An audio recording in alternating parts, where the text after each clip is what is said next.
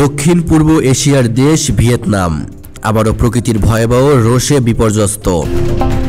মৌসুমী বৃষ্টির দৌরাত্ম্য, পাহাড়ি ঢল এবং নদীর পানি উপচে পড়ায় দেশ জুড়ে যে বন্যা সৃষ্টি হয়েছে তা সাম্প্রতিক বছরে অন্যতম ভয়াবহ দুর্যোগে রূপ নিয়েছে।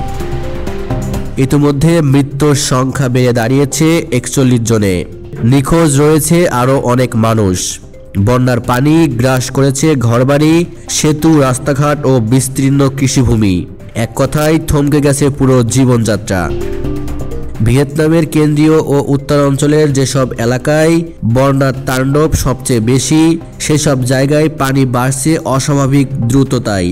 কিছু এলাকায় একই দিনে বৃষ্টি হয়েছে কয়েক শত কিলোমিটারের বেশি, যা নদীগুলোর পানি ধারণ ক্ষমতাকে চাপিয়ে দিয়েছে। পাহাড়ি এলাকায় ভূমিধসের কারণে ঘরবাড়ি চাপা পড়েছে, যোগাযোগ পুরোপুরি বিচ্ছিন্ন হয়ে গেছে। এত দ্রুত ধ্বংস তারা বহু বছরেও দেখেনি। সরকারি উদ্ধারকারী দলগুলোর পাশাপাশি সেনাবাহিনী ও স্থানীয় স্বেচ্ছাসেবীরাও উদ্ধার কাজে নামে। অনেক জায়গায় নৌকা না পৌঁছানোয় হেলিকপ্টার ব্যবহার করতে হচ্ছে। বন্যায় আটকে পড়া শিশু, বৃদ্ধ ও অসুস্থদের দ্রুত নিরাপদ স্থানে সরিয়ে নেওয়া হচ্ছে। কিন্তু এখনও শত শত মানুষ তাদের বাড়িতে আটকে আছে, কারণ পানি নামতে চাইছে না। বন্যা কবলিত অনেক এলাকায় বিদ্যুৎ ও যোগাযোগ ব্যবস্থা ভেঙে পড়ায় উদ্ধার কাজ আরও চ্যালেঞ্জিং হয়ে উঠেছে। এই বন্যা শুধু প্রাণহানি নয়, ভয়াবহ অর্থনৈতিক ক্ষতিরও জন্ম দিয়েছে।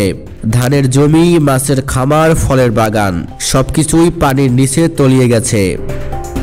ভিয়েতনামের অর্থনীতিতে কৃষি একটি গুরুত্বপূর্ণ অংশ। ফলে এই ক্ষতি লাখো মানুষের জীবিকা অনিশ্চিত করে তুলেছে।